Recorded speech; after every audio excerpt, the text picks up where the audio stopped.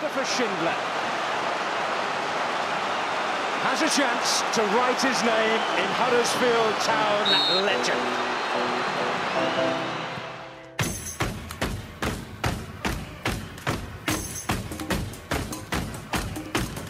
Welcome to the Andy Takes That Chance podcast. Town, having not won away at Fulham since 1993, went to Craven Cottage and didn't get off to the best of starts. 3 down inside the first half an hour left us with a bit of a mountain to climb, but a spirited fight back included another goal for Steve Mounier. And he's released Smith Rowe down the right, Smith Rowe's cross, Mounier scores! Town are back in this match! This saw the Terriers reclaim some pride, but should maybe have reclaimed a point.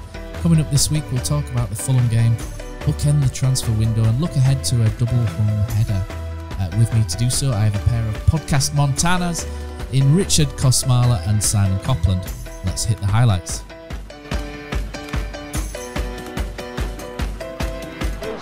Jepson's there, Billy's in! The goal, Chris Billy, Huddersfield Town! Back on to Rob Edwards! What a goal for Rob Edwards! Is this the moment for Lee Fowler? It is! Take your place in Division 2, Huddersfield Town. Huddersfield got the chance with Clark to knock it through. This could be a chance to equalise! And they have equalised, and you know who scored it, don't you? It's Jordan Rhodes. He's missed. Steve Simonson clears the flame of the goal and collapses in a heap of tears. Payne's got a chance. Payne scores! Jack Payne scores! Polita gives it straight to Moy again, who shoots. What a goal, Aaron Moy! An absolute thunderbolt delivered all the way from Australia. Oh, where's he going to drop it? But it's in there! Like Kachunga Legion. Smith scores for Huddersfield Town! 3-2 Town! 4-3 Town it stands. Forestieri, Danny Ward saves! Danny Ward saves! Play down the left and Moy stayed onside. Here's Mounier! 2-0 Huddersfield Town on the opening day of the Premier League. De Quattro's in, round De Gea! 2-0 Huddersfield Town! Gets it turned into the pass, yes! And Clement scored! Clement has scored one of the most important goals of Huddersfield Town's history! De Quattro's forward, De Quattro's got the better... Yeah! And Laurent De Quattro scores! Laurent De Quattro scores!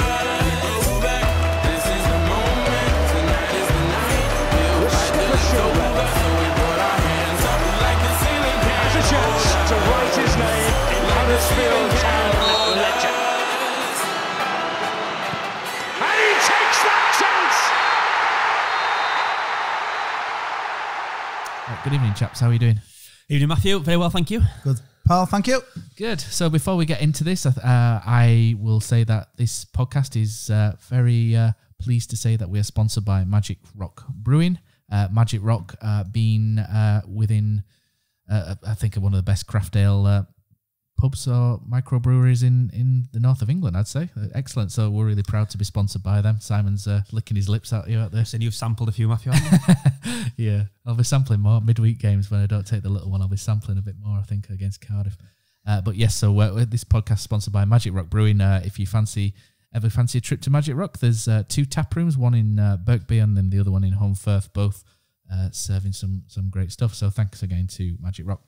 So Fulham 3, Huddersfield Town 2 was the score. Another poor start from us. I'll get a bit bored, a bit of a broken record of saying this constantly. Similar to Preston North End, similar to Bristol City, whereby it feels like if someone comes at us in those first 15-20 minutes, then we're there for the taking. I did a little bit of looking up. Quite surprised, actually. We weren't as bad as what I thought we were, sort of first 15, but we've conceded inside the first 15/20 minutes in 7 of the last 15 games. Won one of them, which was against Blackburn. So for me, what our Achilles heel is 100% the first 15 minutes of the majority of games, even the ones where we've started poorly and not conceded. You know, there's been quite a few as well where the games haven't really started very well. But is this something you guys have noticed, or do you think we were okay for the first little bit. We just got sucker punched because first 5 shots at goal were all went in, didn't they? So we started well first 10 minutes, but we were up against quality players, and you can't give them, what we did, space, time to do their thing and that as well. But it's hard to blame anyone, especially Bakuna, because he's not a full back. So unfortunately, it killed us really having a man out of position. So we've done it before. We put him in, and it's in the Premier League. A lot of times he was there filling in at right back and one of the positives. But Saturday, defensively not. But it makes me laugh because Super Bowl last night, Bakuna would be one of those guys when the offensive unit, do they call it in the NFL? You bring him on when you've not got the ball and you need the defensive unit on. You wouldn't have him on, but yeah, I find it hard to knock a guy who's pretty much not a full back, and wow, Fulham proper exploited him in the first half hour. It's a strange one though, Simon, isn't it? Because he's probably not an out. His one-on-one defending is not great. He's not good when it's in midfield, but he's then at the front of creating the 2 goals that we've scored as well, him and Emile Smith-Rowe. So he's drifted into positions. He probably wouldn't get that sort of time and space if he played central midfield. So there's evidence there of it working and not working in both extremes, I think, in that role that he does. Yeah, I think you're definitely right. I think you kind of seen the best and worst of Jorginho Bakuna in the 90 minutes on Saturday, really. And before that, actually, kind of think he played right back a little bit against Preston and kind of scored our late goal there. Yeah, it's an interesting conundrum, really. I think kind of right now, obviously, Danny Simpson's first choice right back, a very different type of right back. You're not going to get the kind of drive forward that from him that Jorginho Bakuna brings, but you presumably will get much better one-on-one defending. And I think for me, Simpson will slot back in there as soon as he's fit. But the question as to what do you do with Bakuna in the long term still remains. And I've got to admit, Matt, I'm not too sure. I don't think anyone is. Danny Cowley was in the Examiner saying that he's offensively, Bakuna's potentially a top player, Premier League, good Premier League standard. Top player. How many tops were there? There were top. It was Harry Redknapp style, wasn't it? Top player. But yeah, he's I'm not sure he is, me personally. He's got a lot to him. I just think it's the wiring in his head. But I just kind of sometimes, rightly or wrongly, it gives the impression that he's not bothered, or sometimes it gives the impression that he's prepared to let the game pass him by. I think Bakuna kind of have similar traits to Phil Billing, where kind of you watch him on one week and you think he's a world beater, and you watch him the next and you think he's a completely different player. And ultimately, if you look at kind of the majority of players in the Premier League, and certainly at the top of the Premier League, they've got consistency. And that's something Bakuna at this moment in time doesn't have. Yes, he's young, and yes, he'll develop that in time, you'd like to think, but a footballer's career is short, and what is he now? Is he 22? Is he something like that?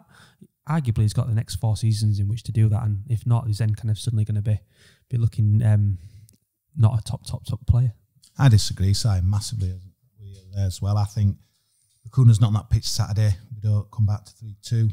You could argue, obviously, that they've scored, but this season, take his contribution out, I think we're down there with Barnsley. I think he's been massive with us going forward. Finally, we've got someone else. Smith-Rowe will probably come on later on, who's joining him in the offensive unit, but he can do stuff on the pitch that a lot of our players can't. He's gifted. I'm willing to kind of put up with some of the stuff because he really is, a game changer for us as well. Honestly, take his contributions out of it, and 22's no age really. I mean, he's improved massively from last season, and I think he'll be one of those who'll probably leave Huddersfield and he'll end up top flight in a league in Europe, and we'll be thinking, wow, do you remember that Bakuna? I really think he is a great player. Yeah, his attitude, etc. But honestly, the contribution for the goal on Saturday when he came forward and his first instinct was to glide past guys and be positive. He's just rolling it with his foot. Brilliant, yeah. Absolutely brilliant. Where anyone else would have gone back, Hogg, back, Chalobah, back. Smith-Rowe won't, but I love what he does. I've really changed my opinion because I were like you, getting frustrated with what he does. But for me, Jorginho Bakuna, if he's on the transfer market, I think you get some big hitters coming in for him personally, but he'll divide opinion. I bet there's people shouting at the podcast now thinking, he's a frustrating player though, isn't he? Because he can do those things. I take points of what you both say. I like him a lot because I like flair players. I like technicians. I like them a lot. Aaron Moy was rubbish when he was 22. Jorginho Bakuna is a better player. I'm not saying he's going to be like Aaron Moy was, but I think there's a lot there to develop, and it's just about getting the right things out of him and the right things. I had a lot out of him this year, though. Well. I mean, how much have we had out of him?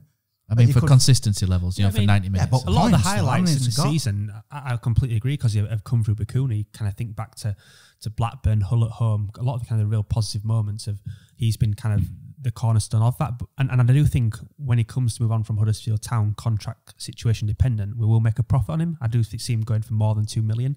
But I just think if you're Liverpool, Man United, Man City, Chelsea, this guy's not on your radar. He's a level below what kind of sort of caliber player you're trying to attract to. Let's be honest, when have we ever had a player on that radar? And if he had the consistency, he won't be with us. Now, I agree with you. You talk about top player, and for me, top player should be attracting interest to those clubs, and I think he's not quite at that level. I think last 2 seasons in that shocking Premier League season and this season, I think you've got to take a positive. He's come on leaps and bounds, real positive player, and I think you would be getting people who probably sat in opposition dugouts thinking, this guy, obviously his hair kind of gets attention, but he's got something about him, and I think they'd be interested for him if he was available. I think if you're Mark Warburton, kind of looking ahead to this weekend's game, you're not particularly worried about Hogg, you're not particularly worried about Shalaba and kind of what they're potentially going to do in the midfield.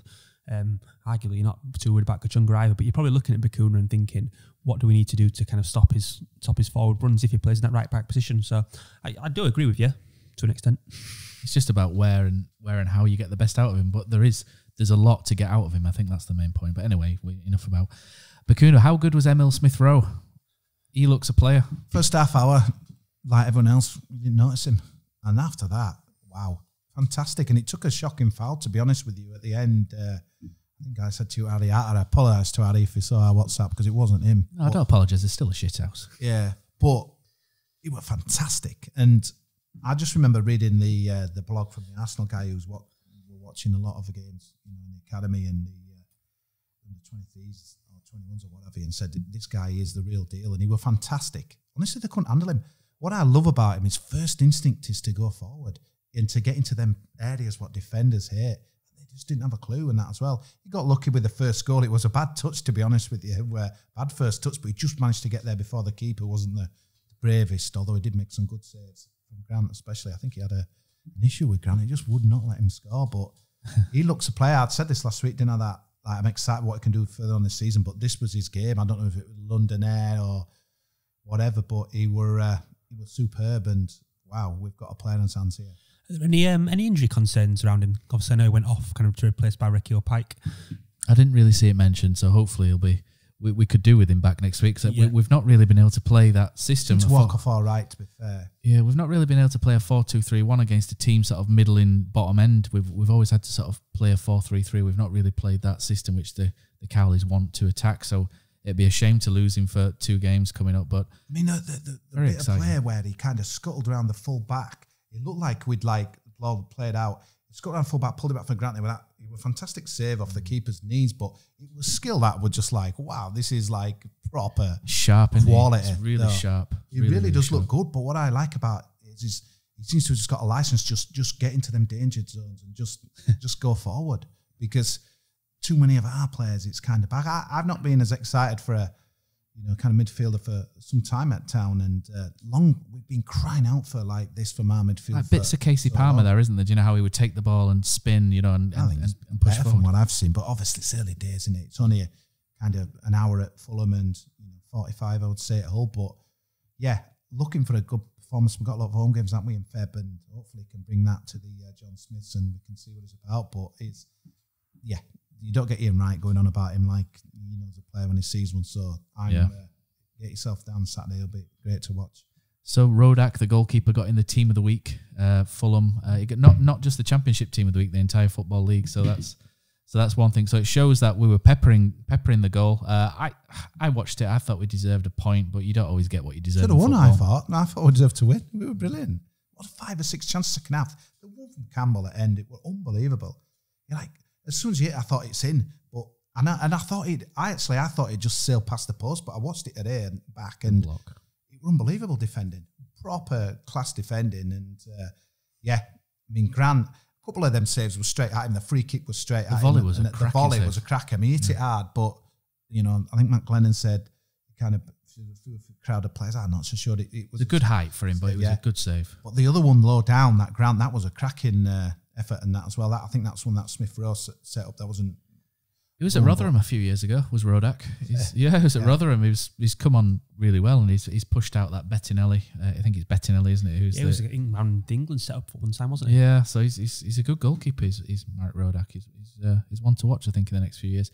But what I really liked was Danny Cowley saying that he's not into valiant defeats. Tweeted after the game. I really like that. Because you do need to win games, but I think there are positives to take out of it, especially when you go back to sort of Barnsley, Stoke, those defeats where it was a bit miserable. They were miserable defeats, and a couple more of those, and I think we'd be sat here going, "Oh God, look at the." We're probably going to say the trapdoor's quite close anyway, but I think we'd be kind of a bit more worried. Frustration, though, isn't it, Matthew? That we've arguably turned up, albeit for 60 minutes and not 90 at the weekend, but we've turned up and we've played some really good football against some good opposition, and arguably, had we delivered 75% of that performance against Barnsley, against Stoke, we'd have probably come out on the right side and kind of got some points on the board. And I think that's why I'm positive, though, because it is positive, yes. But we had the conversation obviously before we started this podcast today to say the danger is here. There's not that long left in the season. If you're having these performances in August, September, October, you can kind of take all the positives with it. We're not too far from the end of the season now, and we need some points on the board. I think the difference though is 2 strikers, simple as that. Steve Mounier, an absolute sitter. Should have been 3-3. Had an unbelievable miss. And you got Mitrovic, just different class. I mean, I know one's 27 million and one's 11 or whatever and that as well. But Mitrovic, that was my fear coming in, and he absolutely bullied us. He bullied us. It took 2 or 3 times for people to get round him and drag the ball. Most teams in the Championship would say, I'd love someone like him. But of that quality, our attack would be so much better because you just got kind of hold up play. You've got fear in defenders. He's the best striker in this league, isn't he? I think so. Easily for me. Yeah, other people would say, the guy at Brentford who had a good day. Who was before at home? Watkins. Yeah, I don't look at him as like an out-and-out striker though. He's sort of more of a 1-for-3 behind, isn't he? Well, let's be honest. If you're in it, like you said, Matt. You'd love either, yeah. Absolutely. I'd take either right now. It was a late addition to the team sheet, but if you're in a town defence, you got the team sheet and think, oh no, Mitrovic is playing. You would think that, wouldn't you? Of course, yeah. Because you think you're going to be in front after, even if he's having a bad game. I mean, he did us again at the game at the John Smiths, obviously Jan's last game, and on Saturday he was, fantastic. Massive difference. His goal was brilliant and all. I think he's a bit better than you're giving credit for and that as well. But I thought it was an own goal. Yeah, I'm glad to see the back of him this year. But 6 points for Fulham and none for Huddersfield, and most of it down with that man. Honestly, when I saw the teams announced and it said Mitrovic, I was like, why is he fit? Why does he have to be fit now? That was my initial thing. I was just like, oh God. But he is a class act, and thankfully you don't come across many like that at this level. And to be honest, if they go up this year, you probably won't see another one like him again for a few years as well, hopefully. So I tell you, one guy he made look bad, Matt, and it was funny on the train away back. Says, guys, I'm going to say something, and you might not like what I'm going to say. A big carriage full of town fans, but Schindler were terrible on Saturday, and if we had someone maybe to come in, drop rest, but we're awful Saturday. Bullied. His passing was shocking second half by so many people, and I don't know. To me, he got his form back earlier on, but I'm not. So we do have someone who could come in, John Stankovic. I don't think he's much different though, to be honest with you. Like for like, isn't he? I think Schindler's better than Stankovic. I mean, Stearman had a poor game as well, but Schindler were very noticeable. He's playing against a top defender, isn't he? But I don't know. I just disappointed his distributions, especially. It's not. I think it's a bit of a rare. I'd say it's a bit of a rare, especially distribution wise. His distribution is usually brilliant. For a centre back in the Championship, it's usually him and Stankovic are probably two of the best in the league at distributing out from the back. I think it's a real strong point. He didn't have a good game, but I thought he played all right against Brentford the week before, and previously he's done all right. I'm quite happy with Schindler and Stearman. I'd throw them in the next 2 home games. I think your problem is a striker, again, going back to Mitrovic, is we've not got anyone, who would you say is our most kind of physical defender, old school kind of guy who can give it back as much as anything. I say Elphick probably, but I don't know if he's got the balance anymore. There's no one really. We're nice. Oh, the Elphick's a nicey defender, but I think he can give it if he has to. But I'd always pick Stearman, Schindler and Stankovic over him. Yeah.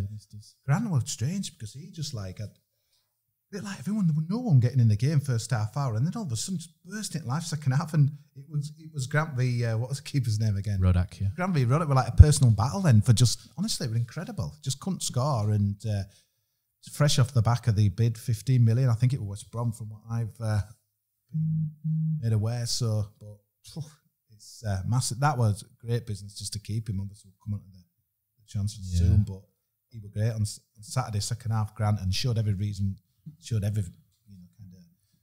why everyone's raving about him, even though he didn't score. Let's wrap it up then. So Fulham disappointed, but I'm trying to think of the right word. Really disappointed to lose the game, but not in the same regards as we have been Barnsley. There's a little bit to be buoyed about in that if we turn out those kind of performances 5 or 6 times against regular opposition, then there's every chance we can win more games than not. So that was the point I look at it from. I know we've got to do it against those teams, and we've not been very good at teams that have sat back. You know, we're better at teams that attack us because we're good at exploiting space. People like Bakuna are good at picking out spaces, and if people sit back against us, we've tended to struggle a bit. But I look at it and think Emil Smith-Rowe is one of those players who can unlock tight spaces, tight defences. So I'm quite looking forward to seeing how that optimistic. Looking ahead to kind of weekend, we start that game how we finished the last one.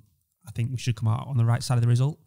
The fear, as ever, is that we start slowly, and we know we are a team that starts slowly historically. We need to find a way of drumming it out with the players and kind of being on it from the first whistle. So 4 points. So I like to break games down into chunks. I think we looked at sort of Brentford, Hull and Fulham, and we thought, a couple of weeks ago, we thought Brentford team going for top 2, Fulham team going for top 2, Hull were going for the playoffs at the time. They've had a slump. But they were going. They were stay up. Yeah, they were probably got a few too many points on the board. But the other thing I'd say, Matt, I'm not being wise. I think anyone who were in the Goose pub at West Brompton can back me up. But we were watching all getting absolutely taken apart by Brentford, and we're kind of saying if this was a horse, we've just come off the back of it. As form has been, we softened them up. Yeah, as form has not been franked. We look like we're beating a very poor side that are out of sorts, and so it kind of proved really on Saturday. But they've lost 2 players, haven't they? Those two wingers are decent. And I genuinely thought they were I think they've got one centre back who's half decent, who's out injured at the minute. Device, I think it's called Jory Device or something. I think his name is. But Bowen and Grzycki, I thought two of the best wingers in this league. Really quality players. Going back to what you're saying, though, Matt, depends how you want to look at it. I mean, we're now 3 off the bottom 3, and we were 4 before these 2 games. But then there's 2 games out of the way with, and 4 points from 9 against 2 of them away against 2 teams going for top 2 and 1 that was going for the playoffs, and probably that shot to bits now, but it's not a bad return if you break it down into that small thing. We're the bottom of the form table at home. It's going to be home is where we'll live or die, and let's be honest, we've not seen much in the way of, apart from that Hull City game, and maybe Blackburn a little bit second half, I've not seen much to. We've only scored. That whole game's the only time we've only scored more than 2. Our home form's the worst in the division. This is where it's going to be. How are we going to be able to deliver? It's all right saying we've got Wigan at home and Luton at home and got to be some of the others. We've got it. And if we go, say, a goal behind against Luton or whatever, and the crowd, it's going to be a test. Saturday is a big one for me because I just think we win that and it kind of just opens up a, I don't know, but positive rainbow, I don't know, over the stadium. But do you know what I mean? Because I think people are going to go there on Saturday thinking we should win this game, and we need 4 points, I think, from the next 2. Just don't want as positive as we have been the last 2 games, really. Although it took us 3 goals to do it on Saturday, but that's what we want to see. We want to see Smith-Rowe getting forward. We want to see Bakuna getting forward. We want to have a go at these teams. We don't just want to, cagey kind of performances. So, but yeah, do you want to do the build up now? QPR Cardiff, might as well. We're talking about. We might as well throw it in, haven't we? So we've got the 2 home games coming up, haven't we? QPR Cardiff. I've put my little notes here. Put 4 points minimum as a good barometer. Would you? I think typical Town would be to lose to draw against QPR and everybody be a little bit downbeat and then beat Cardiff. It's usually the other way around. You would kind of expect it, but a chance, like I say, a good chance to play 4-2-3-1 against 2 sides in the middle. Who do you sacrifice? If Hogg's fit, do you sacrifice somebody or do you leave Hogg out? Because Chalobah played quite well against Hull, but Hogg, you visibly saw us miss him in the first half hour, I think, against Fulham, and definitely against Preston when we went away at Preston when we got sort of battered in the first sort of 15-20 minutes. He did play against Bristol where we got the same sort of treatment. But does Hogg come back in if fit for you, or do you kind of leave as is? It's similar conversation to what we had last week, actually. So I think kind of I asked Kosi the same question, thinking ahead to Fulham. Yeah, does it change though, based on how we did against Fulham? I think my answer's still the same. I'm not sure if I kind of shared it on the podcast last week or not, but Hogg starts for me, irrespective of the improvement we've seen in Chalobah. So yeah, I'd probably go over midfield 2 of O'Brien and Hogg. As harsh as that may be, I think Kosi might have a different view, or certainly had a different view the other week. But I think we need some leaders, particularly at home. And like you said, kind of those kind of first 15 minutes are key. And I think kind of having some experience in there will help. Talks him up, does Carly, doesn't he? He's a big fan of Hogg, but I personally would leave him on the bench. I think on Saturday we come up against Jordan Hugill, obviously it's similar, big type of striker. I mean, obviously not as good as Mitrovic in my opinion. The number 10's their best player. What's he called? It's Eze, isn't it? Eberechi Eze. He's a very good player. Very, very good player. Good time to play him though, arguably. I mean, had Naki Wells obviously scoring lots of goals, so he's moved on now, so they've got a bit of a hole to fill there. As a cracking player, do you see Hugill? And I take Kosi's point. Hugill, you want as many big players, set pieces. You want as many big players around him to kind of defend, don't you? Chalobah's a big player, probably not a strong player aerially in the box. You know, in Hogg's quite strong, but obviously doesn't have the stature, if you like. It's a strange one. I like Ryan Manning. I think he's a really good player. Plays left back, left wing back for them. I think he's a decent player. QPR could cause us a lot of problems if they put balls into Hugill. I think you're right to flag that one up, Kosi. Eze, definitely their sort of star man, I think, this year, linked with Premier League moves galore. I'm one away since October, Matt. Oh, don't say that. Don't say that. The waveform's absolutely shocking, and just kind of looking at it here. So they're going to beat us then. This is where this is going, isn't it? Who's setting us up here? I think, yeah, they won the first 2 away games at Millwall and Sheffield Wednesday, and after that, yeah, it's winnable, isn't it? But it's I'd just like to get us, some good start. Slow. Yeah. Don't go one down. That's the thing for me. I'd take 3 points, to be honest, out of the next 2. I thought you were going to say I'd take 3 points at the weekend. So would I, Kosi, so would I. Minimum. Yeah, 3 points. Take that. So 3 wouldn't be too bad. 4, I think, would be par. I think we'll say 3 minimum, 4 par. 6 would be amazing. If we get 6 points, then we're all swinging down Leeds Road, aren't we? And happy, shirts off, down we go. Happy days, staying up. So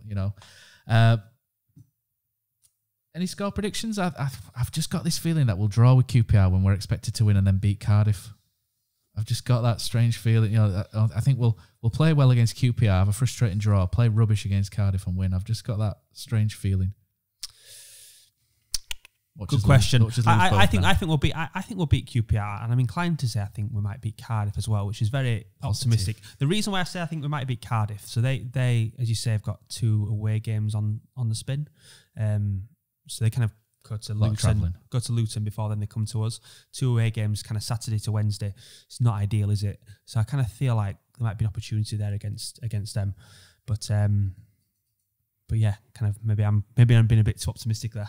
I think the biggest hope for me is that we get Danny Simpson out on that field. That is the big thing for me. He's not form-wise. He's not played very well, has he? No, but we need a proper right leadership-wide. What's your team, Kosi? What's your team in a right? You've spoken up Bakuna. You said you're going to leave Hogg on the bench. What's your team against QPR if Simpson is fit? What would I change maybe from Saturday without going through the team? To be honest, I'd leave things as they were unless you can get Simpson in for Bakuna. I'm happy with that. So Bakuna goes on the bench then? You what today? So Bakuna on the bench. And we've actually got options now. This is amazing. Before Losso comes in, does he? Will it come in? What would you do right side though? That's the thing, because Kachunga again form wise not great. Works hard. Form wise not great. Bakuna's got good delivery. Can do things going forward. Would you play Bakuna wide right, even though he's not really a winger? There's all sorts you can do. Would you play? Is Pritchard fit? Is he? They're on about him working hard to come back. Do you put Pritchard on the bench? Quana's back on the grass as well, apparently. On the grass, Quana. Yeah. On the grass. Chefcock. Yeah. Why would you want to change much of that happen? We should have beat Fulham on Saturday and we beat. Why would you want to rip it all up and put something in? I mean, the only thing you can wonder if people got knocks, like Smith Rowe kind of hobbled off a little bit on Saturday, but I don't know. But I suppose then you've got a game on Tuesday and he might want to change it and stuff. It's a dilemma for Cowley, but for me, I just won't want to. And the goalkeeper thing, it's interesting that you call that out because, again, it might not be a popular view, but to me, Joe Coleman had no thing he could do with any of them 3 goals, and I'd keep him in, but you're not gonna. His kicking's. I think his kicking's really poor. Cool. It's improved. It's improved. I think. I think you kind of you don't sign Losland presumably whatever contribution making towards his wages to then put him on the bench. No, he's not coming to come on the bench, has he? Let's be honest. I think we all know Coleman's contract's out at the end of the year, and that could arguably be his final appearance in a Town shirt. As sad as that is, he's just been a good servant for the club, but he's been dealt a few hard cards, Annie Coleman. To be fair, never really been given a fair crack of the whip. You could argue, never really been given that opportunity. The only thing that sticks he's been a good professional, and never let the club down. You hope he goes and has a good career, and whatever his next move will be, presumably kind of he won't be at the club next year. Whatever his next move may be, you hope it kind of is a successful one for him. Yeah, I feel hard. It's just one of those things where we can't.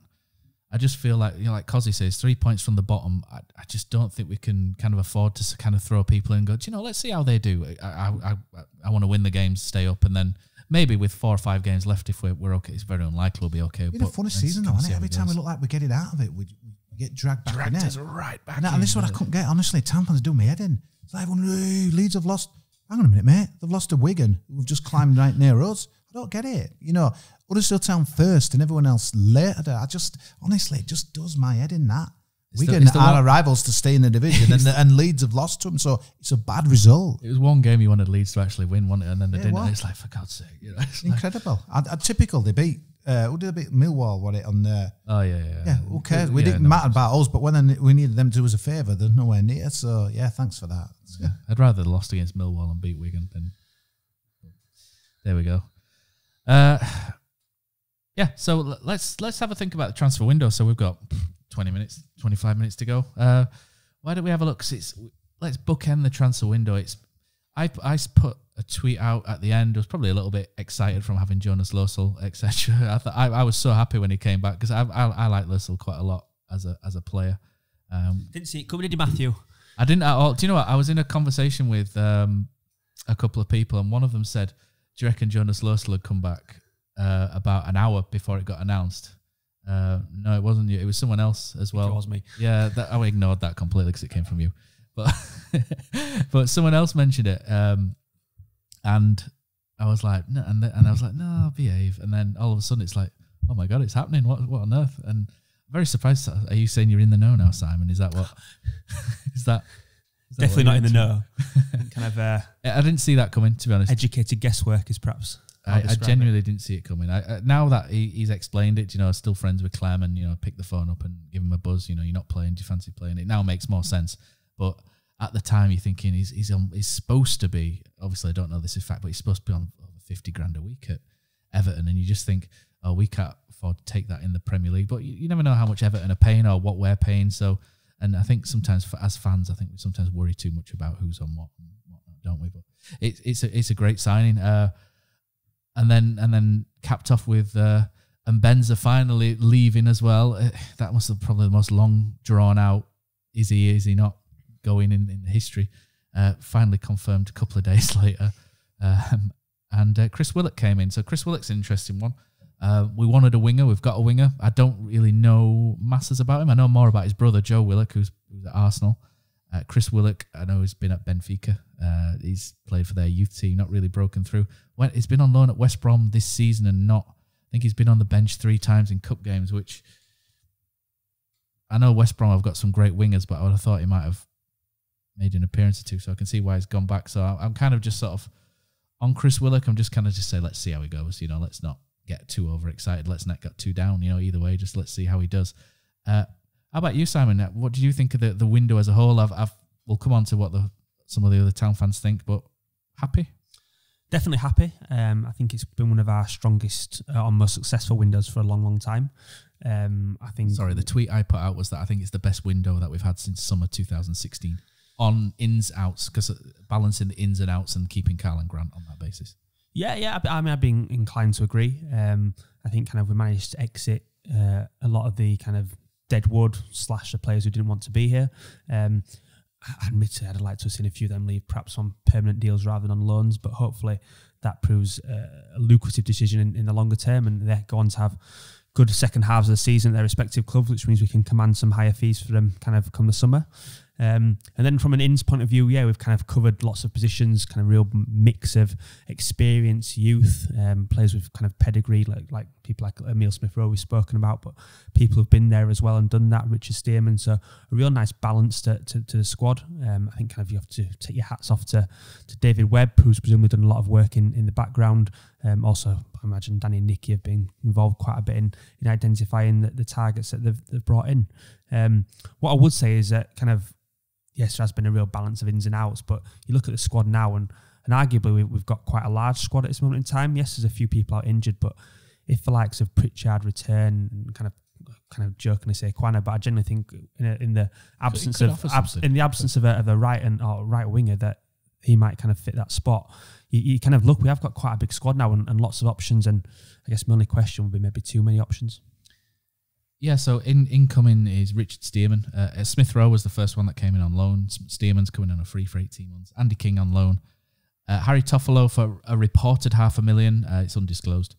Jonas Lössl on loan. Chris Willock. And Kieran Phillips from Everton on loan as well. So he will probably just be around the EDT squad. So you can have I think you can have as many loans as you want, but only 5 in the matchday squad. So, you know, the Kieran Phillips one, unless he goes on to have a stormer, will probably just be around the EDT team. Oh, I was going to say EDT team, but the EDT stands for team, so just the EDT. Yeah, so outs, Reece Brown went to Peterborough, Congolo, Fulham, Diakabi, Forest, and Benza to Amiens. Ryan Schofield at Livingston. Romani Edmonds-Green's an interesting one at Swindon. I think that's a really interesting one to watch. He's starting. If he does well, he may come back next year and be ready to go in the Championship. Cian Harrett's on the bench at the minute for Harrogate. I think he's only got a couple of minutes here and there. Hadajanay went to Kasim Pasha from in Turkey. I've got no idea if I pronounced that right. It just looks right. Aaron Rowe went to Bromley, and Josh Koroma, interesting one, went to Rotherham. I thought that was quite a good move, actually. When he went, I thought, we must be getting a winger now. But I think that's quite a good move for Koroma. Yeah, I think, especially coming from non-league, I think you have to kind of bridge the gap sometimes to the Championship. I think he's looked like he needs to sort of bridge that. And I think that's quite a good move to Rotherham. Providing he plays, it looks like a solid move. Rotherham going for promotion. If he does well there, then the theory is that he'd come back a better player for the Championship. But Kosi, what do you reckon to the business that we've seen then across the summer, across the January window? Happy? Yeah, got a bit of my good business. One or two strange ones. Andy King, I'm not sure what he bring in, to be honest with you. We've overloaded with central midfielders, but yeah, I think the outs are good. And one thing that we've got to wish, and again, I was disappointed to see that tweet where everyone was absolutely ecstatic that Diakabi had a poor game for Nottingham Forest, but I don't get why that is in the best interest of Huddersfield Town. It's not. People just got to be bigger and move on and stuff, and I know that a lot of money hasn't done anything and blah, blah, blah, but I don't get it why people rejoice in that, Forest fans. And I was so disappointed with Examiner as well, making it an article about it. I thought it was shocking that. You know, quoting Forest fans on Twitter that they don't even know. Ooh, look at this, he's had a bad game. God, get over it. And just played about half an hour. Don't be bitter. Just want him to do well. Do you know what I mean? Because then we can get a better fee, can't we? I just didn't get that at all. I looked at it and thought, now feel our pain kind of way. But in the end, you do. So then they're slinging back in a month's time, and then we're stuck with him. And he's on a long contract, and then we can't. Don't get too angry. No, honestly, you are right. We do want rid of him at the end. Yeah, but so we want him to do well, don't we? Yeah, exactly. But so why is everyone happy that he didn't do? I'm sure he's got 15 games. I'm sure he can turn it around. And I think what's become apparent is that he's probably not suited for English football. If he doesn't succeed at Forest, he hasn't succeeded with us, I think kind of probably says a little bit about his attitude, probably says a little bit about his style of play as well, actually. I was quite surprised to see him go on loan to an English club. I thought he would go back to France or somewhere else abroad where I think perhaps he's probably a bit more suited to the style of play. Everyone always think get some out of it. So, I mean, like Mbenza will link with Wigan, and apparently he will, I don't know how serious that was, but obviously gone back to France. But yeah, I think the good thing is we've got kind of leaders and characters. The interesting, it's all about just staying up for us, and it's going to be a battle all the way to the end. But the first Huddersfield Town team that rolls out in August will be fascinating, won't it? Because I think there'll be a lot of changes. The goalkeeper will be a big change. I think there might be changes at fullback, at right back, possibly centre back. You never know. Chunga's contract's up in the summer. Is Schindler? No, I think he's got another year, but Quana's up as well, isn't he? Yeah. I think likely that Grant will be here. I think the right side will be changed. They've already said. I think they said Grant might go in the summer somewhere. I think the problem is it's not about looking for the future more, because we've got to stay up. I mean, we think we've had a good week, but obviously Wigan did what they did, and they'll be thinking, wow, why can't we stop up now, even though they've kind of lost Windass. And that was a strange one, that wasn't it? They let Windass go, because I think the idea was they were hoping to get Jordan Rhodes, but I don't think that guy there that was supposed to go to Milan. Oh, he's decent at that left back, Anthony Robinson. I remember when we played them, I thought he's decent. He is, and I think they tried to move some of the payments around, didn't they? Or Wigan or Stearman and Toffel, obviously, they'll be with us for a few years to come, which is really good. Smith Rowe, I mean, you'd like to think you don't want to get carried away with what we've seen, but yeah, let's get carried away, and maybe they could get him on a season loan. I don't know, next year if all goes to plan. 19, isn't he? So yeah, you kind of hope maybe he's young enough to take him again. Maybe Koroma thing's frustrating, because why sign him at all? Did we just think that he was going to be good in the Championships and on won that? And he was an EDT player. They said at the start he was there for the development the best of a bad job, really, but. Yeah, I mean, they give him a couple of games, didn't they? Didn't he play against Leeds? And quite a bit of Charlton, wasn't he, when we were there? Yeah, he did all right against Leeds. Put that ball in for Kachunga, where he put it straight at Casillas, didn't he? Which is a good ball. Interesting, but and if you just remember at the start of the window, we had people that were kicking off because we hadn't signed anyone after 3 or 4 days or what have you. Do you remember? Yeah. Feels a long January, doesn't it? It always does in real football anyway. But do you remember that? We would have people, left, right, and centre and stuff. So it's. Yeah, and what a twist on Friday. I mean, obviously do that show with Ian Dunn, and the guy were like, it's been a quiet day for us for town. And all of a sudden I says, mate, we've signed Jens Lossell. And I said, because it were finishing at the end at 11 o'clock, I says, don't be surprised if we had a winger. And then lo and behold, in comes Willock. Which is, again, it's a funny one, isn't it? Apparently missed out on another winger because the Mbenza thing kind of went on and on. They didn't say, did they? But Don't remember to put Cardiff, didn't you, I think? He went, but I saw someone else say that we only really asked about him. The only other possible winger it could have been, I thought, just from having a glance, was maybe Mark Duffy from Sheffield United, went to Holland. That was it, but it would have been interesting to have a couple. A couple of bits of other activity I'd like to have seen. Just share these with you. I'd quite like to see a loan for Matty Daly. I think kind of if you look ahead now with Neil Smith-Rowe joining, presumably Pritchard, if he gets fit, will be in and around the squad. I think it's unlikely that Daly will get many opportunities between now and the end of the season. Where would you send him? Because I think technically we can send him to the Vanarama National League. He's a level above that, isn't he? I think so, yeah. I'd quite like to see him go to League Two, someone like Swindon. I don't know quite what they've got in attacking options, but he could go to Vanarama if he could wanted, do. Yeah, perhaps. And maybe that wouldn't be the Halifax worst thing. A boost, yeah. Getting down Bromley, but that's a Bromley family like that. Oh, with Aaron Rowe. But I'd quite like seeing a deal for him. Scott High's an interesting one. The people at Concord Rangers spoke really highly of him, by the 3 weeks he had there. Obviously, he got called back and was in and around the kind of squad around Christmas. And again, it looks unlikely that he'll be involved. So he's probably one who might go on loan actually to the National League. Ollie Dyson's currently there at Barrow, I think. I think for me he's a similar level maybe to Ollie Dyson. So yeah, National League would be good. I think they can still go on the work experience program that they do. Yeah, it's just kind of finding the right level really where they're going to develop. And so that's Dehaney maybe as well. Yeah, Dehaney's an interesting one. Obviously, Flo's left. Kind of arguably is the right back cover. Although if Bakuna is going to play that role potentially, then perhaps again, you might look at a loan for Simpson. That's the thing. If Simpson's a risk of injury, then you kind of pushing it. If Bakuna all of a sudden has to play midfield or is injured as well, then you're short of options. Then the only other one, Mr. Bockhorn. Mr. Bockhorn still hasn't left the building, I'm led to believe. Alas, I cannot see him in a Huddersfield Town shirt ever. There's your right back cover. Get away. So yeah, I'm assuming the clubs were queuing up to kind of take him off our hands. I'm assuming he wasn't top of our priority list either, actually, in truth, in terms of moving on for kind of wages and such. But I think I'm right in saying as it still stands, he's still with the club. And I think he'll go eventually, but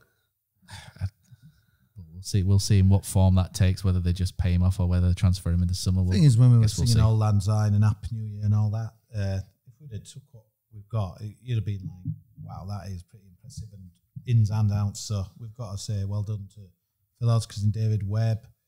everyone else involved. Hey, Josh with it, Marsh really, has and got a that's load well. of stick before from Town fans. I'm sure he's played a part, him and the recruitment team. I think it's only fair to, when we have a good window, that you say well done to the recruitment team as well. Yeah.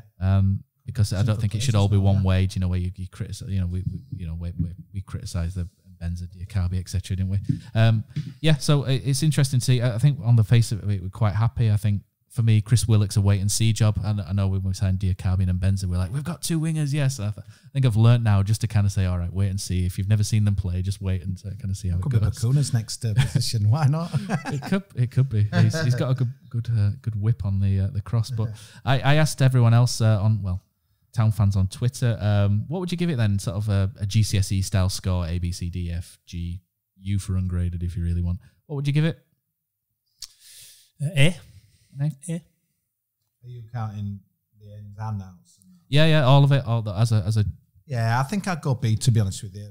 I had B plus / A minus. Yeah, but it's hard to judge now because you're just judging it on names. Andy King could be brilliant all of a sudden, could have an injury for someone and. Yeah, I think they're they've just done names out there. They've done everything. Toffolo has been good so far, although Saturday wasn't the finest hour. But let's see what they're going to do. I genuinely think it's been a great window for us, and I think hopefully it's an even better one with Chris Willock that ends up being watching his highlights video, looks like somebody who can cross a ball. So hopefully that's good news for Steve Mounier and Carlan Grant and Fraser Campbell. But I opened this up to Twitter, so 66% have given it an A. 27.7% a B, 5% a C, 1.4% a D or below, a bit harsh. I just picked out, so thanks to everyone for your comments on it as well. I've just picked, to try and keep this under an hour, I've only picked out a handful. James Bentley says, no matter what happens with the outgoings, potential bad eggs coming back. It's been an excellent window, also an absolute satchel, still moaning about the fee we got for Moy can pour off. The man has earned the right to go where he wants. Any fee we got was a bonus. I think that'll probably come out, the Moy fee, at the end of the season, or a Q&A somewhere, I think, eventually. So we'll get, you'll hear the truth one day. Thomas Hepworth says B+, but A star for effort, which I think is a good way of looking at it. Thought it was excellent in terms of incomings, but would have liked to have seen some of the weapons that refuse to play for us go out for good. Can't help but feel we will be lumbered with some of them back in May. And Nevo quite rightly says you can only sell them if someone wants to buy them. Dale the Danger Marsden, my mate, says, unbelievable that we've managed to offload the bad eggs in one window, but would have liked to have seen a couple of players ready to start building the team around next season. Just means summer rebuild should be exciting. I voted B. And Dan Hallis says, ESR and Lossels are great signings in fairness. I think Toffolo has some potential too. Just wanted a perm signing or two just to turn some heads to get folk interested again. Probably a point. I think Lossell is a head turner for me. Obviously not a permanent one. But I think that's a big sign, and I think for where we are, Jonas Lussell, considering his stature in the game, Danish international, etc. Well, Danish number 2, isn't he, behind Kasper Schmeichel? But we know what we're getting, don't we? That's the thing. So, yeah. Would you say if Lussell's on top form, is probably the best or one of the best keepers in this league? Because he must be up there. Telling it, and that's all. I didn't think he were up to much last season, to be honest with you. But I just think the only thing is these guys have got to deliver straight away. There's no messing about. And you were mentioning, Matt, on the tweet that promising Saturday, but these guys have got to deliver. Lussell's got to be. I'm assuming he'll go in against QPR Cardiff. We need him to deliver straight away, and we haven't got time to mess about. That's why you've lost Roma and one or two others that are developments. We haven't got that. That makes it even more impressive that Smith Rowe's coming, because he's developing at Huddersfield Town, but he's influencing the games, and that's what we need. I think you'd hope that Lussell has a bit of a calming effect's the right word, but an influence over the back four, and is able to give them some sort of confidence in kind of the goalkeeper behind them. I'm not sure that was necessarily always the case with Grabara. I sometimes kind of felt that there was perhaps maybe a lack of communication at times, or kind of a little bit of lack of clarity about kind of when he would come, when he wouldn't come, would he stay on his line, etc. And hopefully by having kind of that experience behind them, that gives kind of Stearman and Schindler, presuming them two will play on Saturday, that kind of confidence, and kind of we can go from there.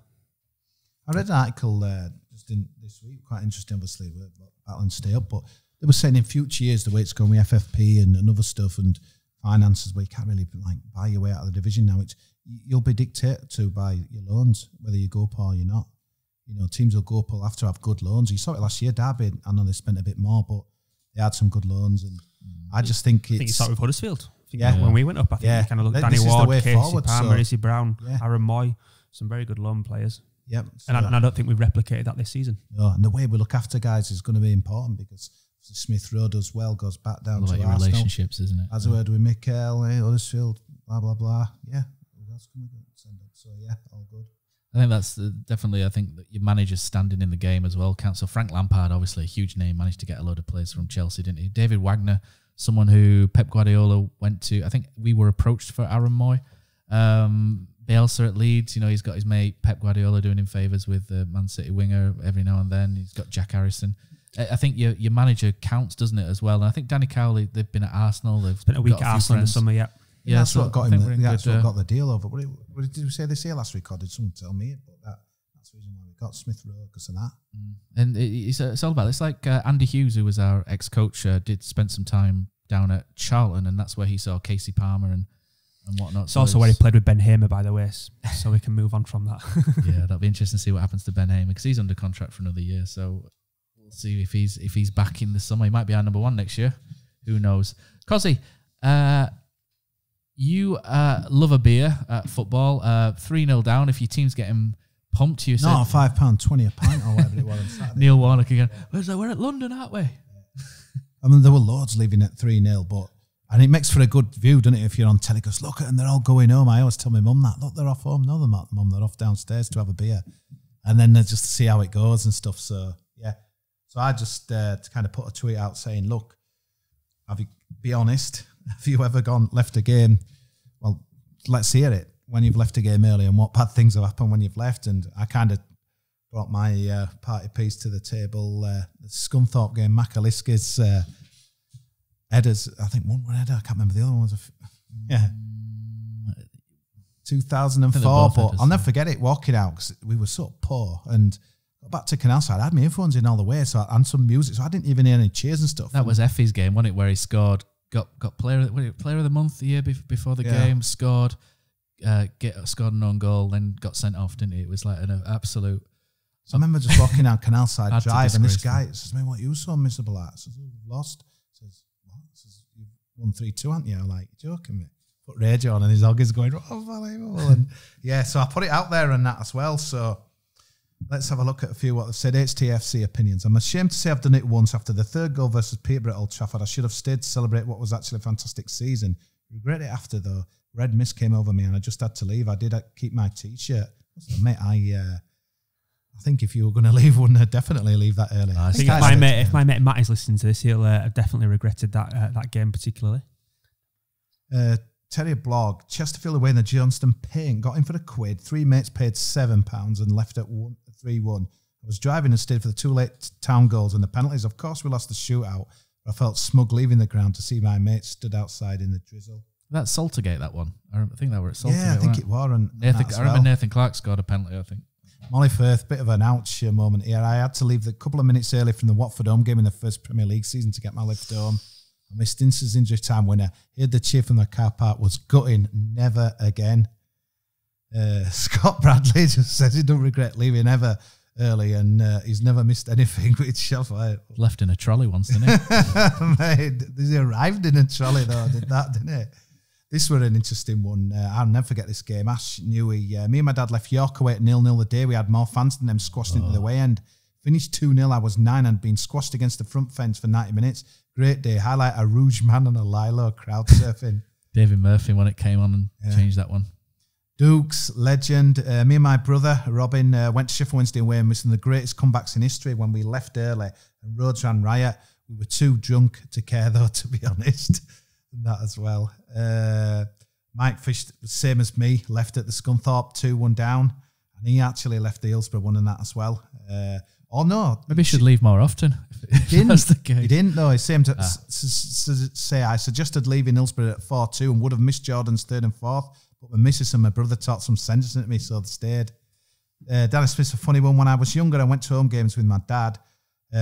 We played Swansea at home. We were top of the league at Christmas. Lee Trundle put them 2-0 up, and at half-time, my dad took us home absolutely fuming. Yeah. Safe to say we turned it around and won 3-2 with an Abbott penalty in the 90th minute. Is that where Danny Adams marched? I think Trundle got sent off, did he? And Danny Adams marched him off the pitch. And that was a classic. Minardi forever. Pre-season friendly against Barnsley, July 27. Team missed Munier's late winner. Could hear the celebrations as we just back up Belgrave Road towards interchange. Got seats on the train though. That was a bonus. We were at Fulham on Saturday. Best loss I've ever been to. That as well. Another one who missed went away at York. Matt, 24H TFC. The York away game. He left in 85 minutes. Couldn't believe it when we won 2-0. Don't remember this one though. Angry Berry. Walsall at home in 2010. Angry Anstey, 13-year-old Berry, left at 3-2 down right before the end. Heard the equaliser going as I was leaving the ground. Novak scored in like the 93rd, and then I think it was Anthony Kay from a corner. I can't remember this one and that as well. Yeah, they were down to 10 men, and all of a sudden we were beating them, and then they scored twice. Troy Deeney scored that game for Walsall. Scott Cornish Hull away last Tuesday to get last train and hearing cheer from car park as Mooney has scored the winner. Ouch. Shocking. Fazzo, Tricky Dicky. I remember this game well. You know what? I think I might have gone to a pub at halftime because I was fed up. 2-0 down to Brentford, middle of Jan 2012. I think it were on Sky on a Saturday night. 2-year-old and 6-year-old in tow, sat in FML, freezing rain and blowing a gale. Town 2 down after half an hour. I remember they were playing Martin Allen. I'm sure it was. Kids were arguing, so he left. I remember this, yeah. Time we got to Gasworks was 2-2, and time I got to change station, we were winning. I love these. Andy Booth's header, where Nathan Clark long throw, Andy Booth header, yeah. Paul Smith is one of the best. 3-0 down against Bradford in 96, and me and my three mates had been drinking all day. We were a tad worse for wear. We stormed out. We got a taxi back to Halifax, found a pub showing the game, and so has come back to draw 3-3. Duh, what a bunch of numpties we were. Shocking. Got George Strauss. As a kid, I used to sit in Lawrence Batley Lower. My dad would always send me for a coffee and a hot dog at 35-40 minutes to avoid the queues. The deal was he paid. 3 consecutive matches Town scored while I were gone. Also missed Van der Parra Stonker v West Brom. Same scenario. What a Tommy Watt, he says. I'll pay. You're going to say if that guarantees you can pay for me, I think, George. Or I'll pay for it. There's some absolute classics here and that as well. What about you, Simon? Have you... I've never really been one to leave early, to be honest. I do recall kind of one game a fair few seasons ago. I think Phil Senior was in goal at the time. We were playing Hull, and I think we were losing 3-0, stormed out. And I remember the roar outside the stadium as we kind of got a bit of a consolation goal. I think it ended up finishing 3-1. I'm probably going back maybe kind of 10 years now, perhaps, something like that. So that one sticks in my mind. But no, other than that, I say my mate Matty will kind of, I won't say fond memories, whatever the opposite of that is, of kind of leaving Old Trafford early when we went down. I was sat with you that day, actually. We sat together. That's when I miscalculated the tickets. I had to buy an extra one outside. Did you really? Finished on this one for Michael Stacchero. Lincoln City 94. Me and let's get him. Sean O'Shea legged it out at full time when it was 2-2. Nobody else moved. The game went to extra time and we won with a golden goal. The steward wouldn't let us back in, the swine. He used to coach in the academy, did Sean O'Shea. He was a really good coach. I think he's in Sweden somewhere now, first team. He's a really good coach. Yeah, you pay money, you can leave when you want, you can do what you... Well, I don't know if John Robinson would agree, but you can pretty much do whatever, can't you? But you can sit down and shut up if you're John Robinson. Doesn't me a little bit when people say, oh, you shouldn't do this, you shouldn't do that. You can take pictures, videos, you do what you want, leave when you want. It's a free world. And but yeah, some of them ones are pretty painful, especially the York one, because it was so cold. Anyone who stuck with it for even 80 minutes did well, but to get back to your car, no, we'd won that one. I think there's only 4 times I've left early. I don't really leave early because I've got nothing better to do, to be honest. So Liverpool at home in the Premier League, because Rachel didn't want me to go to the game. One of her best mates was getting married. Well, not best mate, one of her workmates was getting married. And we were invited to the evening do, and apparently we needed to set off at 3:30. I was like, nah, I'm going to go to the football. And so we had to compromise that I would leave at 60 minutes. We lost 1-0. We didn't do anything, but I left at 73. But so it wasn't too bad. I ran down Leeds Road. I was knackered by the time I got to Leeds Road playing field. Lost 3-1 to Stockport in the FA Cup with aeroplane. It was that bad watching the aeroplanes come over to land at Manchester Airport. Left at about 60 minutes, and I think Pavel Abbott scored a consolation. That's the only time I missed a goal. Stormed out furious when we lost. Do you remember when we lost 3-0 to Rochdale under Lee Clark, where we absolutely smashed them? Yeah, we should have had about 20 that game, and we lost 3-0 with the only 3 times they got in our half. I just remember leaving there about 5 minutes before the end, absolutely frothing at the mouth. They just so annoyed at football, hated football that night. And the other one, let me think. This is probably the worst one. Do you remember when Nottingham Forest they charged a tenner for about 2014? Traffic going down. There's loads of Huddersfield fans went down, and they kind of didn't actually anticipate how we love a bargain in Huddersfield, did they? And we got down there. The traffic was abysmal. Got there 15 minutes late. Walking outside the ground, heard a massive roar. Oh, we're 1-0 down. Got inside. Couldn't sit together because it were an absolute disgrace in there. You know, where they were putting people. Everyone were all over the place because there were too many people. 1-0 up because we missed the goal by James Vaughan. And then just as we got there, I think Nottingham Forest scored 4 goals in about 10 minutes. Billy Davies' first game, and left about 20 minutes early because we lost 6-1. Odd somewhere. Yeah, I think I missed 35 minutes in that game altogether, and still saw all 6 Nottingham Forest goals. You want to like a David and Goliath drama. I left Chelsea away, Tottenham away, and Liverpool away all at half time last year, and yeah, we got battered in all of them second half, so it meant no difference. But some of them tweets, that's what you want to hear, people missing. The York one's a bit of that's a proper iconic sort of. Well, because it was freezing. And part of me would think if you were that cold, sack it off. But because there were looked like we were ever going to score. But yeah, that Makaliski one, I'm glad that they were in similar companies. A couple of them tweets were saying because because that was the season I thought we were all slipping away, and then he just comes and does that. Have you ever not gone to a game and missed like a classic? Kind of turn it in the next few weeks, but yeah, hopefully. The only one I can kind of think of, apart from Chelsea, I couldn't go to the Chelsea away in the Premier League because little boy had been born sort of that week previous. But apart from that, I played football and missed the Tony Carr's goal against Torquay. You know, the scissor kick from the edge of the box, and I remember seeing that. I think we got hammered by Heckman Dwight Town 5-1 or something. I missed the Leeds FLA carry on and the riot and that. I were in Seville, but I'll never forget getting the text saying we scored last minute winner and they're fighting on sidelines. I was like, yeah, whatever. But yeah, no, let's hope that we can have similar scenes on Saturday. Yeah, Mark Warburton and Cowley getting stuck in. Yeah, so thanks for listening to this episode 56. Hopefully back again late next week after some 6 points. At home. Come on, fingers crossed. Oh, what a night. Late in May in 2017. Schindler scored, it was a heaven dream. What a feeling, what a night. Oh, what a night. Wagner singing, we are Premier League.